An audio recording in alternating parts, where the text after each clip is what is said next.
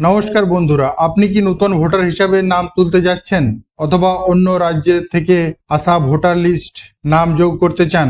তাহলে আজকের এই ভিডিওটি আপনার জন্য খুবই গুরুত্বপূর্ণ। আজ আমরা জানবো ডিক্লারেশন ফর্ম কি, কেন দরকার আর কিভাবে। ডিক্লারেশন ফর্ম একটি ঘোষণাপত্র।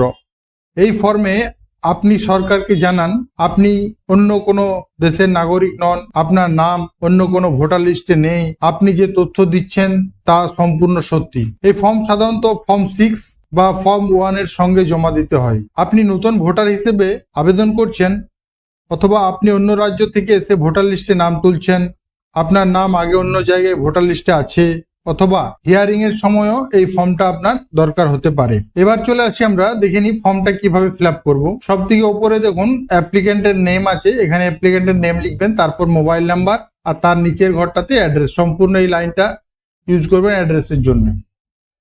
তারপরেই চলে আসবে যে ব্যক্তি ফর্ম ফিল আপ করছে তার গার্জিয়ান অর্থাৎ ফাদার্স নেম এবং তার ইপিক নাম্বার, তারপর মাদার্স নেম আর তারপরেই মাদারের ইপিক নাম্বার। তারপরে চলে আসছে হাজবেন্ড কিংবা ওয়াইফ, সাপোজের নেমটা আর তার ইপিক নাম্বারটা, যদি সেক্ষেত্রে সে বিবাহিত হয়ে থাকে। এবার যে কলমটা রয়েছে এখানে সব থেকে ইম্পর্টেন্ট দুটো কলম আছে। একটা প্রথম কলম আমরা দেখে নিই, details of the electoral in the electoral role of the last SIR if applicable.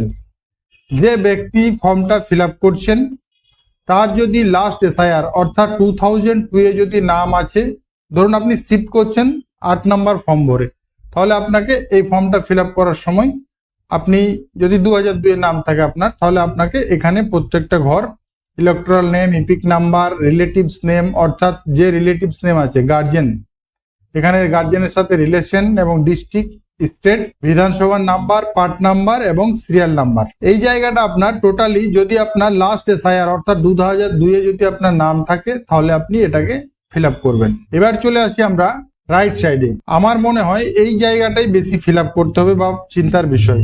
অনেকেই ফিল আপ করার সময় ভেবে থাকে কোনটা ফিল আপ করবো। এখানে দেখুন নতুন নাম তুলছেন, তাহলে ব্যক্তিটা নিশ্চয়ই বয়সে কম হবে, হয়তো 18 এর পরে আর কি আপনি নাম তুলতে পারবেন, তাহলে আপনার 18 বছর প্লাস বয়স হয়ে থাকবে। সেই ক্ষেত্রে আপনার পুরানো ভোটার লিস্টে নাম থাকার কোনো গল্প এখানে থাকছে না। তাহলে আপনি এখানে আপনার ফর্মটা ফিল আপ করবেন। এখানে কার নাম লিখবেন, এখানে আপনার গার্জিয়ানের নাম, যার গার্জিয়ানের নাম আপনি এখানে দিয়েছেন তার নাম এখানে আসবে এবং তার ইপিক নাম্বার আসবে, সেই 2002 এ যে ইপিক নাম্বারটা ছিল। তারপর তার রিলেটিভ অর্থাৎ যে ব্যক্তি গার্জিয়ানের নাম দিয়েছেন তার রিলেটিভ নেম অর্থাৎ তার ফাদার্স নেম কিংবা তার গার্জিয়ানস নেম। রিলেশন, এনার সঙ্গে এনার রিলেশন কি সেই রিলেশনটা দেবেন, তারপর ডিস্ট্রিক্ট আর লাস্টে স্টেট। আর এরপর ওই এসি নাম্বার, এসি নাম্বারটা নামটা এসি নেম, এরপর এসি নেম, এসি নেমের পর এসি নাম্বারটা যে আছে এটা কিন্তু 2002 এ যে এসি নাম্বার ছিল সেই নাম্বার ইউজ করবেন, আর পার্ট নাম্বার, সিরিয়াল নাম্বার। এটা কমপ্লিট হয়ে গেলে নিচের দিকে চলে আসুন, এখানে ভালো করে পড়ে নেবেন যে এখানে ডিক্লারেশনটা এখানেই আছে আপনার টোটাল, যে I have not acquired the citizenship of any other country. আমি কোনো কান্ট্রির সিটিজেনশিপ নিইনি। I am applying for inclusion in the electoral roll through form 6 and my name is not included in any other assembly। তাহলে আপনি এটাকে tick করলেন যদি আপনি ফর্মটা 6 নাম্বার ফিল আপ করছেন, আর যদি আপনি 8 নাম্বার ফিল আপ করছেন তাহলে এটা টিক করলেন, শিফটিং এর জন্য আপনি ফিল আপ করছেন। এবার এখানে টিক করার পর এখানে আপনার সিগনেচার লাগবে কিংবা থাম্ব ইমপ্রেশন। এই নিচের এরিয়াটা হচ্ছে বিএলওর সিগনেচার এবং বিএলও তার স্ট্যাম্প যা ইউজ করবে এবং উনি এই জায়গাটা ফিল আপ করবেন।